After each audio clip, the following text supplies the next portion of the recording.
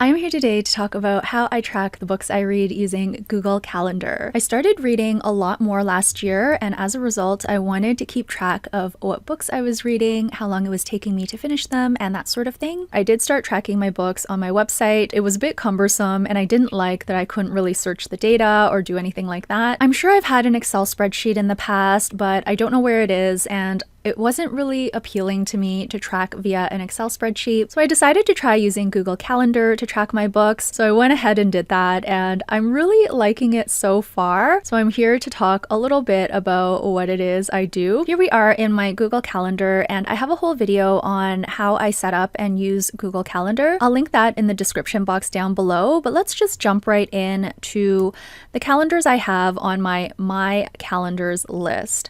So as you can see, I've got my personal and family calendars up here, and I've just got a little dash so that they come up at the top of the alphabetized list. Personal is like my default calendar, so it'll always remain at the top. But to get the remaining entries to fall where I like them, I had to do a few little tweaks. These are my tracking calendars. Currently, I track fiction that I read, nonfiction, movies and shows that I watch, and products that I use up. And these are essentially beauty products. I put two dashes here to signify that these are my tracking calendars. I wanted them to appear below my personal and family calendars, but above these calendars, which I don't use and I don't know how to get rid of. So I'm currently putting new entries into these 6 calendars, but for the purposes of this video, we'll focus on the 2 calendars that I use for books. I do have 2 separate calendars, and you'll see why in a moment. Let's start with fiction. First things first, I do have my previous entries less bright, so I'm gonna switch that off because I want you to be able to see everything very clearly. I'm going to temporarily uncheck reduce brightness of past events, and then when I go back to the calendar, you'll see that this used to be very pale and now it is the full color. I'm currently rereading the Hunger Games trilogy, and I just finished Catching Fire by Suzanne Collins, so I denote that with FIN, which means I am finished. I just started Mockingjay this morning, so I want to add that as a new entry, so I'm just going to copy the text from my previous entry so I get like all of the formatting right. I like all of that to be consistent, and then I'll add the entry here. Of course, I will change the title, and instead of FIN, I'm going to put in to be finished, so TBF. I went ahead and saved that as an all-day event, so it just appears at the top of my calendar. When I check my Google Calendar, which I do every single day, I am always on the weekly view. But for the purposes of reviewing my tracking spreadsheets, I like to use a monthly view. So let's go ahead and switch to a monthly view. And as you can see, I've been reading pretty much every single day, or at least I'm always reading a book of fiction. I started rereading The Hunger Games on May 21st. I finished the first book around a week later, and then I started Catching Fire right away, and I finished approximately a week later as well, and now I am starting Mockingjay. I really like how I can see at a glance when I am reading fiction and when I take a break from fiction. Because I've been trying to do book reviews on YouTube as a way to reflect on what I've read, I finished Somewhere Beyond the Sea, and I didn't get a chance to record a YouTube video until I think it was like a couple of weeks later. So that's why I took such a long break from fiction, and in this time I would read something else, maybe nonfiction, or just do other hobbies. If I keep going back in my calendar, you'll see that April, I pretty much didn't take any breaks from fiction. I was always reading something. I'll just keep going back in my Google Calendar, and as you can see in March, it looks like I took a huge break from reading, but that's because I was reading this book here, Cloud Cuckoo Land, and I really wasn't into it. So I was reading very, very sporadically, and I ended up DNFing it after reading about half of it. So when I DNF a book, I don't put in the end date, which means that it's just like floating in my calendar, but I'm okay with that because I really want to see those areas where I wasn't reading as much because maybe I didn't like the book. I also wanted to mention that before I started recording review videos for YouTube, I was putting my thoughts in this Google Doc, but it wasn't really working out well, and I pretty much don't update it anymore. This is definitely one of those tracking documents that I started, but I have pretty much abandoned, which is why I didn't want to go the route of Google Sheets. I'm gonna continue to scroll back, and I read fairly consistently, but some months are more than others. I read a lot in January, pretty much no reading in December, and that's because I was doing my 31 days to 2025 challenge, and I was also vlogging every day, so that kept me very, very busy and I didn't have much time to read. But I'll just continue to scroll back so you can see the ebbs and flows of how I was reading fiction. I had a long fiction slump for pretty much all of last summer, so as you can see, I wasn't reading any books. I'm curious as to what I read just before that. I read a short story and I read it in a day, and then after that, I guess I just didn't feel like reading anything else. But otherwise, I was pretty consistent with reading throughout 2024, and I think I only have data going back to January of 2024, so everything else is blank in this calendar. I'm really happy with the way the data shows up in Google Calendar. I find it very enjoyable to go back and see the ebbs and flows of how I read fiction. The only other thing I want to show you here are my DNFs, and I've only DNF'd one fiction book in the time that I can remember. I have a really hard time DNFing fiction, but I'm going to try to do it more often, especially if I can sense that I'm not enjoying the book. And in terms of books that are to be finished or TBF, I only have one, and with fiction I will only ever have one, because with fiction I always finish one book before starting the next. There is one additional parameter I want to track, and I didn't really need it before because I wasn't really rereading fiction, but now I have started to reread fiction with the Hunger Games trilogy, and there might have been one or two books that I've also reread in the past little while, so I want to flag that as well. And what I'm going to do with that is just put a flag for reread, and this is what I do with my nonfiction. That is it for fiction. Now let's jump into nonfiction.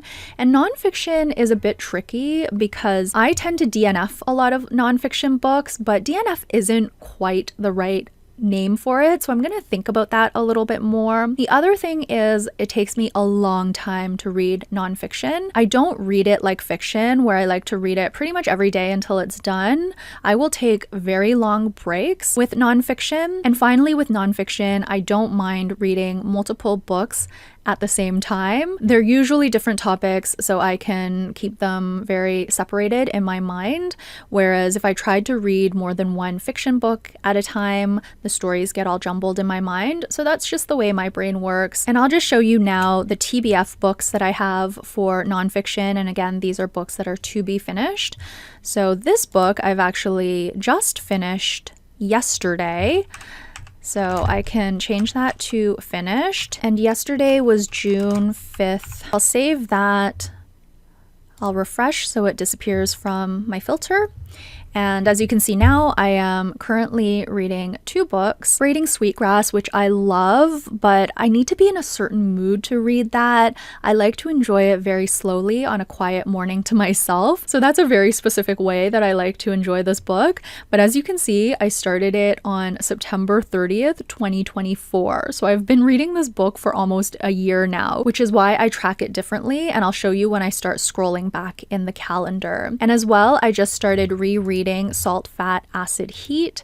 So I'll just add the reread flag here. This is a cookbook, so I don't really read it from cover to cover, although I am going to try with this one because it reads so well. I love this cookbook so much. I'm expecting that this book is going to take me many months to read. Let's start scrolling back in my calendar. So as you can see, I started reading this book here, and it's been a while since I started any nonfiction. There were a bunch here, so let's just see. Die with Zero is a book that I did not finish. I read only a tiny bit of it and it just wasn't for me. The Complete Enneagram is also a book that I used mainly as reference, so it wasn't a book that I was planning to read from cover to cover. I do have it flagged as DNF right now, but I think I will flag this as reference instead. DNF really isn't the appropriate way to categorize this book because I never meant to read it from cover to cover. I never meant to finish it. So really, this is more of a reference book. And I may change this flag later. I'm not too sure yet. I'm still thinking through it. So I dabbled in a lot of Enneagram books, as you can see this month. It was something that was really catching my interest. And so, of course, I wanted to follow follow my interest. But these were books that I picked up and put down very, very quickly. The next one is Same as Ever, and this is a book that I did finish. This was a reread. I finished it on March 21st, so about a week later, but as you can see, I don't pick the end date on my nonfiction calendar. So if I did pick the end date, it would look like this, very similar to my fiction calendar, but I prefer to have my nonfiction essentially as dots on the page because it takes me so long to finish nonfiction. When I first moved to using my Google Calendar to track fiction and nonfiction, I did have all of my nonfiction entered in the same way as fiction, and my calendar got very, very cluttered, as you can see, because it took me so long to read some books. For example, my own book, Authenblissity Reset, that's a 1-year journey, so it took me a year to read that book. And you saw that Braiding Sweetgrass I started in September of 2024.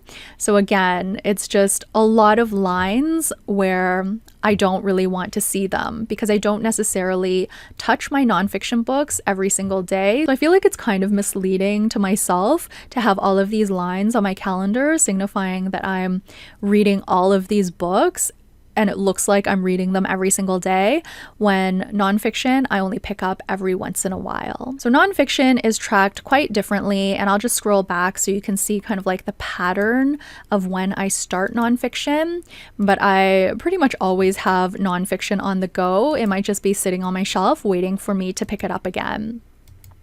So this is a little bit different in terms of the visual element. I feel like it doesn't provide as much information, but I am okay with that because I really just want a place to track my books. So we already looked at the to be finished. In terms of the DNF, a lot of these I don't think, actually only some of these are not truly DNF.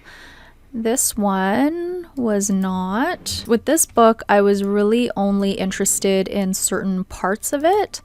And same with this one. This was a really fun book, but it wasn't a book that I would read from cover to cover, and same with this one. So now that I've cleaned up that list, I think I'm okay to leave these as DNF. Now in terms of reference, we've got these ones, which I am much more comfortable with now. And I also want to show you my rereads. So I have been rereading a lot of my favorite nonfiction books, and I am so thrilled about that. So now what we'll do is we'll look at fiction and nonfiction together on the same calendar, and you can kind of see the patterns here.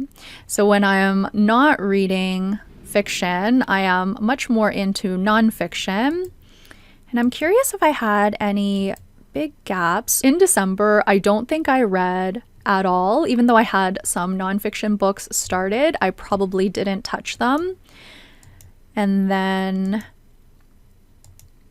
it's kind of neat to see the pattern. I tend to start nonfiction in clusters. When I'm into nonfiction, I'm quite into it.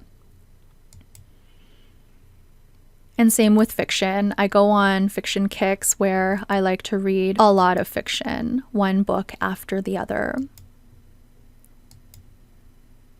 Overall, I've been really liking tracking my books using Google Calendar, but one drawback I want to mention is when you export your calendar, you get a lot of mumbo jumbo. I exported my calendars earlier today to test this out. This is my fiction calendar. It exports as an iCal file, and then you can open it up in Excel. It's essentially translated into all of this information. All of the information is here, but it's not that easy to read. So if we look at Lilith's Brood, which is a trilogy by Octavia Butler. I'm just going to do a quick search of that. I started it on February 4th of 2024, finished on February the 13th. And that information is in here, but it's not below the book. Instead, it appears above the book. So where it says begin event all the way to end event is the entry for Lilith's Brood. So as you can see, I started it on February the 4th.